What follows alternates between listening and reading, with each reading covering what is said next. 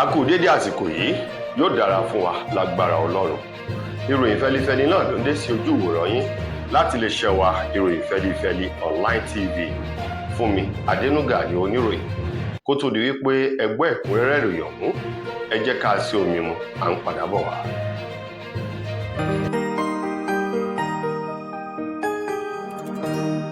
Ìròyìn fẹlifẹli TV, àjààbálẹ̀ làwọn ìròyìn ti wà, máa wò lóòrèkóòrè.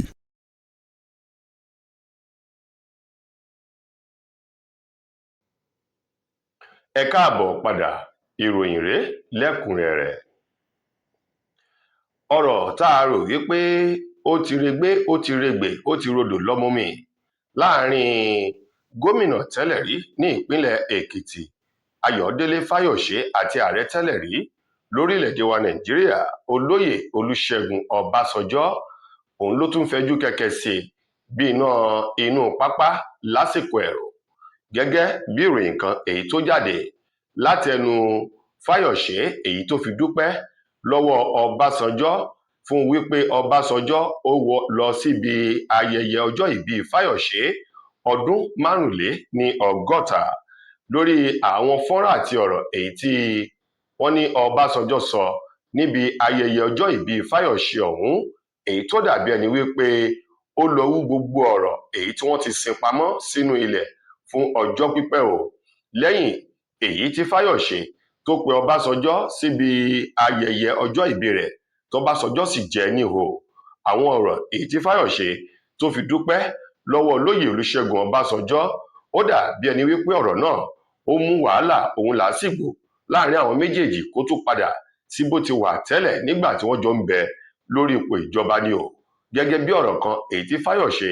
tó fi dúpẹ́ lọ́wọ́ Ọbásanjọ́ wípé òun dúpẹ́ wípé òun pe Ọbásanjọ́ ó sì jẹ́ òun, ó ní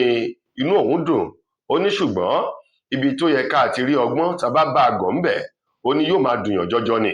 Ó lóun rí Ọbásanjọ́ gẹ́gẹ́ bí àgbàlagbà ọ̀jọ̀gbọ́n tó sì ní ọgbọ́n òye, èyí tó jẹ́ wípé bí ọ̀rọ̀ bá ti lọ ó yẹ kó juwọ́ sí ni, ṣùgbọ́n tó kọ̀ láti fi àgbàlagbà irun funfun orí rẹ̀ hùwà gẹ́gẹ́ bí ẹni tó ní ọgbọ́n òye. Fáyọ̀ṣe ní ìwà Ọbásanjọ́ àti ọ̀rọ̀ tí àwọn ènìyàn ń sọ sí wípé ó ń hùwà bí ẹranko, ó yẹ kí wọ́n tọ́jú Ọbásanjọ́ pamọ́ sí agbo tó ń fi àwọn ẹranko pamọ́ sí tá a mọ̀ sí zoo lédè òyìnbó. Ó ní àwọn tí ń sọ bẹ́ẹ̀ wọn ò parọ́ o. Ó ní nípa ìdí èyí, ó ní Ọbásanjọ́ ó já òun kulẹ̀ lórí àwọn ọ̀rọ̀ gbákùgbé èyí tó tẹnu rẹ̀ jáde sí òun níbi ayẹyẹ ọjọ́ ìbí òun èyí tí Ọbásanjọ́ wà o. Wọ̀nyí ni àwọn ọ̀rọ̀ tó jáde lẹ́nu Fáyọ̀ṣe àti Ọbásanjọ́, èyí tó tún mú kí wàhálà láàrin àwọn méjèèjì kó tún bẹ̀rẹ̀ sí ní máa kóra jọ bó ti wà tẹ́lẹ̀tẹ́lẹ̀, èyí tí àwọn ènìyàn rò wípé fún àǹfààní ti ọjọ́ ìbí Fáyọ̀ṣe yìí àlàáfíà yóò jọba láàrin àwọn méjèèjì, ṣùgbọ́n tó jẹ́ pé wàhálà ló súyọ lẹ́yìn ayẹyẹ ọjọ́ ìbí. Peter Ayọ̀délé Fáyọ̀ṣe ti ṣe gómìnà tẹ́lẹ̀ rí ní ìpínlẹ̀ Èkìtì. Lórí ìpalẹ̀mọ́ ìbò tàwọn gómìnà tí ó wáyé lọ́dún 2026 ní ìpínlẹ̀ Ọ̀ṣun, ẹni tó jẹ́ igbákejì alága fún ẹgbẹ́ òṣèlú PDP lápá gúúsù ìwọ̀ oòrùn ọ̀gbẹ́ni Kamorudeen Ajíṣafẹ́ ti sọ wípé gómìnà ìpínlẹ̀ Ọ̀ṣun Adémọ́lá Adélékè ti ń wá ẹgbẹ́ òṣèlú míì èyí tí ó darapọ̀ mọ́ láti díje dupò gómìnà ní ìpínlẹ̀ Ọ̀ṣun fún sáà ẹlẹ́ẹ̀kejì, látàrí wípé gbogbo wàhálà èyí tó wà nínú ẹgbẹ́ òṣèlú PDP yìí kò lè fún Adélékè láàyè láti ṣe ohun tó fẹ́ àtòhun tó yẹ nínú ẹgbẹ́ òṣèlú náà kó lè dáje du ipò lẹ́ẹ̀kan sí i. Ajíṣafẹ́ sọ wípé irúfẹ́ wàhálà yìí ló mú ẹgbẹ́ òṣèlú PDP pàdánù ní ìpínlẹ̀ Èkìtì lórí àwọn wàhálà tó tún súyọ láàrin ọjọ́ bíi mélòó sẹ́yìn báyìí. Ó wá ní gómìnà wọn tí í ṣe gómìnà Adémọ́lá Adélékè ti ìpínlẹ̀ Ọ̀ṣun ló ti ń wá ẹgbẹ́ òṣèlú tuntun báyìí tàbí láti darapọ̀ mọ́ ẹgbẹ́ òṣèlú míì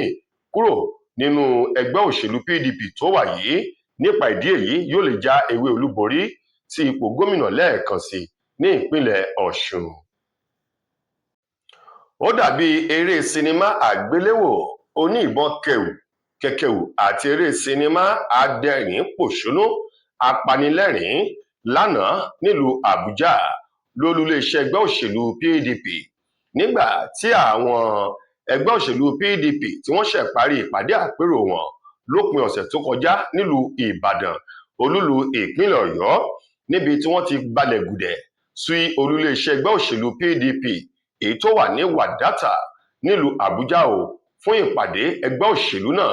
ẹlẹ́ẹ̀kẹtàléní ọgọ́rùn-ún èyí tí ó wáyé níbi tí a ti rí gómìnà ìpínlẹ̀ Ọ̀yọ́ onímọ̀-ẹ̀rọ Ṣèyí Mákindé, Bala Muhammed àti alága tuntun fún ẹgbẹ́ òṣèlú PDP náà tí wọ́n ṣẹ̀ yàn ní òpin ọ̀sẹ̀ tó kọjá ìyẹn ọ̀gbẹ́ni Tàmínù Tùràkì.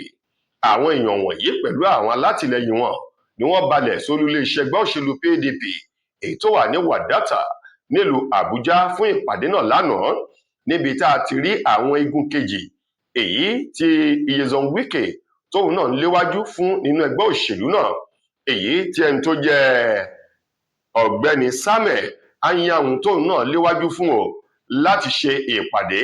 lákòókò kan náà àti ní ọjọ́ kan náà èyí tó mú kí gbogbo rẹ̀ kó di gbàsgbòs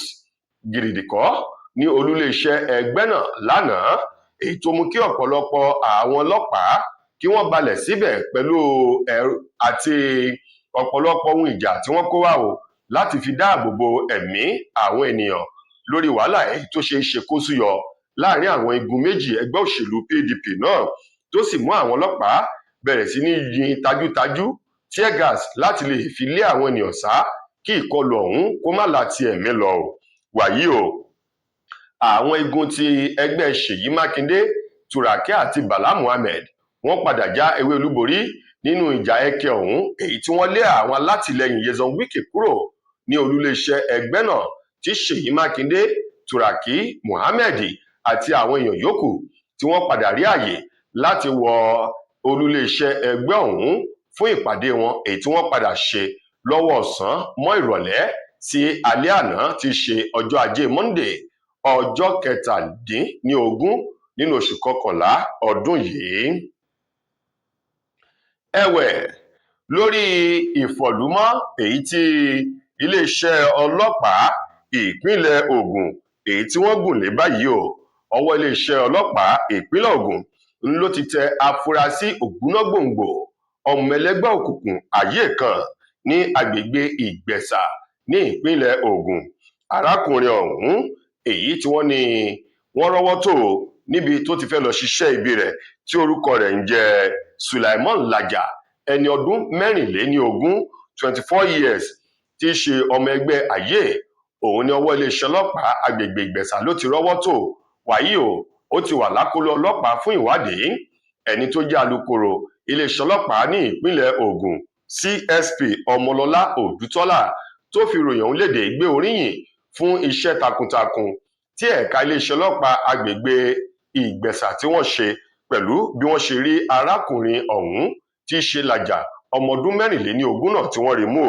ó ní èyí fi hàn wípé gbogbo àwọn òṣìṣẹ́ pọ̀ fún ẹ̀ka ètò ààbò ní agbègbè ìjọba ìbílẹ̀ Adó-Odò Ọ̀tà ní ìpínlẹ̀ Ògùn ni wọ́n ṣiṣẹ́ wọn tó sì sọ wípé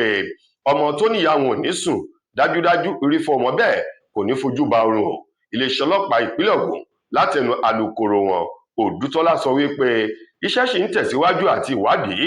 láti lè mọ àwọn tí wọ́n jọ ń ṣiṣẹ́ ibi wọn kí wọ́n lè fi ọwọ́ òfin kí wọ́n lè fi gbé wọn lẹ́yọ sọ́kà. Lákòótán nínú ìròyìn wa fún tòní, ṣé Yorùbá bọ̀ wọ́n ní ẹni à ń bá nájà ńlá gbájúmọ̀ a kì í wo ariwo ọjà. Ọ̀kan nínú àwọn gbajúgbajà ìlúmọ̀ọ́ká olórin tàkasùfé tí í ṣe ọmọ orílẹ̀-èdè wa Nàìjíríà Ọlámídé Adédèjì tí gbogbo èèyàn mọ̀ sí Ọlámídé Bàdó òun máa ń ló pa òwe wípé ibi à ń lọ là ń gbájúmọ̀ a kì í wo ariwo ẹ̀gbẹ́ ọ̀tún òsì kó má bàa dáni dúró ìrìnàjò lọ sí ilẹ̀ àṣeyọrí níbi tí wọ́n ti ń fi ọ̀rọ̀ wá Ọlámídé lẹ́nu wò lórí ọ̀nà tó ń gbà láti lè máa bá àwọn ènìyàn sọ̀rọ̀ àti ọ̀pọ̀lọpọ̀ àwọn ènìyàn tí wọ́n ń ṣe ọ̀rọ̀ kùgbákùngbé ọ̀rọ̀ búburú sí Ọlámídé Bàdó ni ẹni tó bá ní ògo tàbí ẹni tó ń gbìyànjú láti lọ sí ilẹ̀ àṣeyọrí tó ń tiraka láti jẹ́ èèyàn láyé ó ní ọ̀pọ̀lọpọ̀ àwọn ọ̀rọ̀ búburú ni ó máa jáde nítorí wípé gbogbo èèyàn kò lè fẹ́ràn ẹni tán ó ní bí àwọn kan bá ṣe ń gbé oríyìn fún un ńlá àwọn kan náà yóò máa sọ̀rọ̀ búburú, wọn ó máa fi okùn fà á kó má lè tètè ráyè dé ilẹ̀ àṣeyọrí. Ó ní ṣùgbọ́n ó kù sọ́wọ́ ọmọ ológo láti gbájúmọ́ ìrìnàjò ayé rẹ̀ kó lè jẹ́ èèyàn láyé. Badoo tó sọ ọ̀rọ̀ yìí lẹ́yìn tí ó gbé oríyìn fún Wizkid lórí wípé lára àwọn tó ń kọrin afrobeat ní Nàìjíríà. Ó ní tá a bá mú olóògbé eyín Fẹlá Aníkúlápó Kútì bàbá 70, ó ní lọ́wọ́ yìí Wizkid lòun ó tún gbé oríyìn fún o. Ó ní ní gẹ́rẹ́ tóun sọ ọ̀rọ̀ yìí ní ọ̀pọ̀lọpọ̀ àwọn ènìyàn ti bẹ̀rẹ̀ sí ní sọ ògúlùtù ọ̀rọ̀ búburú lu òun. Ó ní ṣùgbọ́n o, ariwo ọjà lásán ni gbogbo rẹ̀. Ó ní ibi tí òun lọ lòun gbájúmọ̀, bóun bá sì rí òótọ́ ọ̀rọ̀ dandan ni kóun sọ o, nítorí wípé bá a wí a ó kú, bá a sì wí náà a ó rí ọ̀run. Badoo ní gbogbo àwọn ènìyàn tí bá ń sọ ọ̀rọ̀ búburú sí ọmọ ológo gbọ́dọ̀ ní àgbọ́n gbọ́tínù, èyí tó bá jẹ́ èyí tí ó ràn lọ́wọ́ láti lè jẹ́ kí ìrìnàjò lọ sí ilẹ̀ àṣeyọrí rẹ̀ ó yá. Nínú àwọn ọ̀rọ̀ òun ni yóò múlò. Ó ní àwọn tó kù yóò dà wọ́n nù bí omi ìfọwọ́ ni yóò sì gbájúmọ́ ìrìnàjò ayé rẹ̀ láti di èèyàn pàtàkì lórí ilẹ̀ gẹ́gẹ́ bí Badoo bó ti sọ ọ̀rọ̀ ọ̀hún. Tó ẹ̀yin èèyàn wa, ìròyìn wa kò ní jù báyìí lọ. Ẹ jọ̀wọ́ ẹ bá wa like, ẹ share, ẹ comment, kẹ́ ẹ sì fi àwọn fọ́nrán wa ránṣẹ́ sí gbogbo àwọn platform tẹ́ ẹ bá wà kí wọ́n lè jẹ àǹfààní tó ń bẹ nínú ìròyìn ti Yorùbá nílẹ̀ yìí àti jákèjádò lágbàńláyé. Fúnmi Adénúgà lẹni tó mú ìròyìn wá sí ojú ìwòran yín. Ẹ ṣeun gan ni o.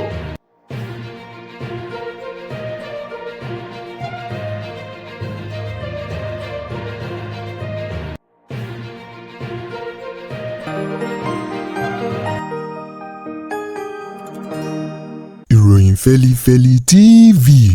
àjààbálẹ̀ làwọn ìròyìn ti wà, máa wò lóòrèkóòrè.